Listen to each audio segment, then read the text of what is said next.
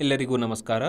ಈಗಾಗಲೇ ನಿಮ್ಮೊಂದಿಗೆ ಹಂಚಿಕೊಳ್ಳಲಾದ ಅಭ್ಯಾಸ ಪುಸ್ತಕದ ಪರಿಚಯಾತ್ಮಕ ವಿಡಿಯೋಗಳಲ್ಲಿ ಮೌಲ್ಯಮಾಪನ ಚೌಕಟ್ಟು ಪರಿಚಯಿಸುವುದರ ಜೊತೆಗೆ ಅಭ್ಯಾಸ ಪುಸ್ತಕದ ರಚನೆ ಮತ್ತು ಅದರ ಪ್ರಯೋಜನಗಳನ್ನು ವಿವರಿಸಿದ್ದೇವೆ. ಇಂದಿನ ವಿಡಿಯೋದಲ್ಲಿ ನಾವು ಈ ಅಭ್ಯಾಸ ಪುಸ್ತಕದ ಚಲಿಸುವ ವಸ್ತುಗಳು, ಜನರು ಮತ್ತು ವಿಚಾರಗಳು ಥೀಮ್ನಲ್ಲಿ ನೀಡಲಾಗಿರುವ ಕೆಲವು ಪ್ರಶ್ನೆಗಳನ್ನು ಹೇಗೆ ಉತ್ತರಿಸುವಾಗ ಗಮನಹರಿಸಬೇಕಾದ ಅಂಶಗಳು ಯಾವುವು ಮತ್ತು ಈ ಪ್ರಶ್ನೆಗಳನ್ನು ಉತ್ತರಿಸಲು ವಿದ್ಯಾರ್ಥಿಗಳಲ್ಲಿ ಯಾವ ಕೌಶಲ್ಯಗಳನ್ನು ವೃದ್ಧಿಸಬೇಕು ಎಂಬುದನ್ನು ಚರ್ಚಿಸೋಣ. ಈಗ ಅಭ್ಯಾಸ ಪುಸ್ತಕದ ಚಲಿಸುವ ವಸ್ತುಗಳು, ಜನರು ಮತ್ತು ವಿಚಾರಗಳು ಥೀಮ್ನಲ್ಲಿ ಕೇಳಲಾದ ಎರಡನೇ ಪ್ರಶ್ನೆಯನ್ನು ನೋಡೋಣ. ಪ್ರಶ್ನೆ ಹೀಗಿದೆ: ಒಂದು ಬೈಕ್ 4 ಗಂಟೆಗಳಲ್ಲಿ 240 ಕಿಲೋಮೀಟರ್ ದೂರವನ್ನು ಕ್ರಮಿಸಿದರೆ ಆ ಬೈಕ್ನ ಸರಾಸರಿ ಜವ ಎಷ್ಟು? ಇದಕ್ಕೆ ಸರಿಯಾದ ಉತ್ತರ ಆಯ್ಕೆ 2. ಪ್ರಶ್ನೆಯಲ್ಲಿ ಅವರು ಜವದ ಬಗ್ಗೆ ಕೇಳಿದ್ದಾರೆ. ಈಗ ಈ ಪ್ರಶ್ನೆಯನ್ನು ಉತ್ತರಿಸಲು ನಾವು ವಿದ್ಯಾರ್ಥಿಗಳನ್ನು ಹೇಗೆ ಸಿದ್ಧಗೊಳಿಸಬಹುದೆಂದು ನೋಡೋಣ. ಒಂದು ಪ್ರಶ್ನೆಯನ್ನು ಉತ್ತರಿಸುವ ಮೊದಲು ಆ ಪ್ರಶ್ನೆ ಏನನ್ನು ಪರೀಕ್ಷಿಸುತ್ತಿದೆ ಎಂದು ಅರ್ಥ ಮಾಡಿಕೊಳ್ಳುವುದು ಮುಖ್ಯವಾಗುತ್ತೆ. ಜವದ ಸೂತ್ರದ ಅನ್ವಯವನ್ನು ಪರೀಕ್ಷಿಸುವುದು ಈ ಪ್ರಶ್ನೆಯ ಉದ್ದೇಶವಾಗಿದೆ. ಹಾಗಾಗಿ ಈ ಪ್ರಶ್ನೆಯು ಜವ, ಒಟ್ಟು ದೂರ ಮತ್ತು ಒಟ್ಟು ಕಾಲದ ಅಳತೆಯ ಪರಿಕಲ್ಪನೆಯನ್ನು ಒಳಗೊಂಡಿದೆ. ಈ ಪ್ರಶ್ನೆಯನ್ನು ಉತ್ತರಿಸಲು ವಿದ್ಯಾರ್ಥಿಗಳು ಜವದ ಸೂತ್ರವನ್ನು ಅನ್ವಯಿಸಬೇಕು.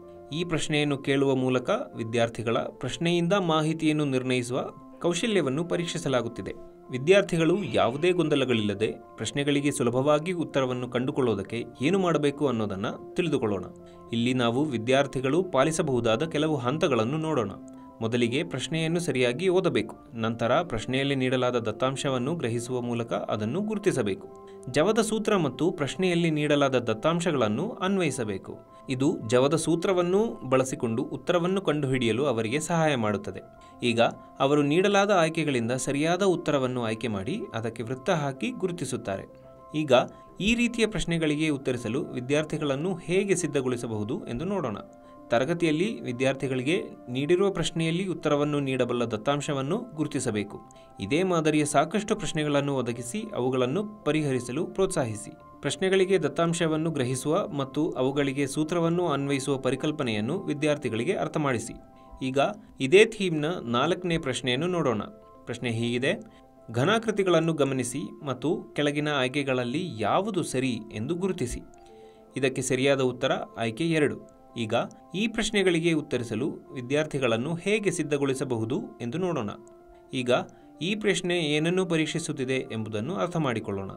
ವಸ್ತುವಿನ ಮೇಲೆ ಪ್ರಯೋಗಿಸಲ್ಪಟ್ಟ ಒತ್ತಡದ ತಿಳುವಳಿಕೆಯನ್ನು ಪರೀಕ್ಷಿಸುವುದು ಈ ಪ್ರಶ್ನೆಯ ಉದ್ದೇಶವಾಗಿದೆ.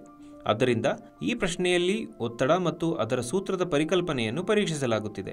ಈ ಪ್ರಶ್ನೆಯನ್ನು ಕೇಳುವ ಮೂಲಕ ಒತ್ತಡದ ಸೂತ್ರವನ್ನು ವಿಶ್ಲೇಷಿಸುವುದು ಮತ್ತು ಅದನ್ನು ವಿವಿಧ ಸನ್ನಿವೇಶಗಳಲ್ಲಿ ಅನ್ವಯಿಸುವ ಕೌಶಲ್ಯವನ್ನು ವಿದ್ಯಾರ್ಥಿಗಳಲ್ಲಿ ಪರೀಕ್ಷಿಸಲಾಗುತ್ತಿದೆ. ಈ ಪ್ರಶ್ನೆಯನ್ನು ಉತ್ತರಿಸಲು ಅನುಸರಿಸಬೇಕಾದ ಹಂತಗಳನ್ನು ನೋಡೋಣ.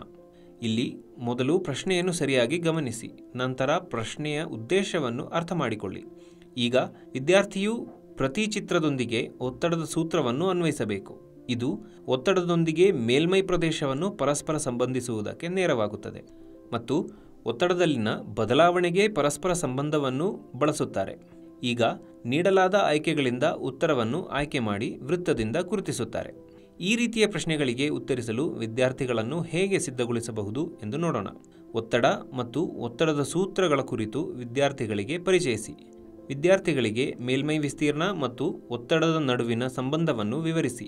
ಮೇಲ್ಮೈ ವಿಸ್ತೀರ್ಣದೊಂದಿಗೆ ಒತ್ತಡದ ಬದಲಾವಣೆಯ ಕುರಿತು ಸಾಕಷ್ಟು ಉದಾಹರಣೆಗಳನ್ನು ನೀಡಿ. ಮೇಲ್ಮೈ ವಿಸ್ತೀರ್ಣದೊಂದಿಗೆ ಬದಲಾಗುವ ಒತ್ತಡದ ಉದಾಹರಣೆಗಳನ್ನು ಬಳಸಿಕೊಂಡು ಗ್ರಾಫ್ ರಚಿಸಲು ವಿದ್ಯಾರ್ಥಿಗಳನ್ನು ಪ್ರೋತ್ಸಾಹಿಸಿ. ತಮ್ಮ ದೈನಂದಿನ ಜೀವನದಲ್ಲಿ ಕಾಣಸಿಗುವ ಒತ್ತಡದ ಬದಲಾವಣೆಯ ಕುರಿತು ಇತರ ಉದಾಹರಣೆಗಳನ್ನು ಕಂಡುಕೊಳ್ಳಲು ವಿದ್ಯಾರ್ಥಿಗಳನ್ನು ಪ್ರೋತ್ಸಾಹಿಸಿ. ಒತ್ತಡದ ಸೂತ್ರವನ್ನು ಅನ್ವಯಿಸುವ ಮೂಲಕ ಒತ್ತಡದ ಪ್ರಶ್ನೆಗಳನ್ನು ಪರಿಹರಿಸಲು ವಿದ್ಯಾರ್ಥಿಗಳನ್ನು ಪ್ರೋತ್ಸಾಹಿಸಿ. ಚಲಿಸುವ ವಸ್ತುಗಳು, ಜನರು ಮತ್ತು ವಿಚಾರಗಳು ಎನ್ನುವ ವಿಷಯಕ್ಕೆ ಸಂಬಂಧಿಸಿದಂತೆ ಈ ರೀತಿಯ ಹಲವಾರು ಪ್ರಶ್ನೆಗಳನ್ನು ಅಭ್ಯಾಸ ಪುಸ್ತಕದಲ್ಲಿ ನೀಡಲಾಗಿದೆ. ಈ ಪ್ರಶ್ನೆಗಳ ಕುರಿತು ಯಾವುದೇ ಸಂದೇಹಗಳಿದ್ದಲ್ಲಿ ಟೀಚೋಪಿಯಾ ಆ್ಯಪ್ನಲ್ಲಿ ಅಪ್ಲೋಡ್ ಮಾಡಲಾಗಿರುವ ಸೊಲ್ಯೂಷನ್ ಡಾಕ್ಯುಮೆಂಟ್ ಅನ್ನು ಉಪಯೋಗಿಸಬಹುದು. ಹಾಗೆಯೇ ಈ ರೀತಿಯ ಹಾಟ್ಸ್ ಪ್ರಶ್ನೆಗಳನ್ನು ಉತ್ತರಿಸಲು ವಿದ್ಯಾರ್ಥಿಗಳನ್ನು ಸಿದ್ಧಗೊಳಿಸುವುದಕ್ಕೆ ಸಹಾಯವಾಗುವ ಹಲವಾರು ಚಟುವಟಿಕೆಗಳನ್ನು ಒಳಗೊಂಡಿರುವ ಅಭ್ಯಾಸ ಹಾಳೆಗಳು, ಪಾಠ ಯೋಜನೆಗಳು, PBL ಮಾಡ್ಯೂಲ್ಗಳು ಮತ್ತು ವಿಡಿಯೋಗಳನ್ನು ಸಹ ಟೀಚೋಪಿಯಾ ಆ್ಯಪ್ನಲ್ಲಿ ಅಪ್ಲೋಡ್ ಮಾಡಲಾಗಿದೆ.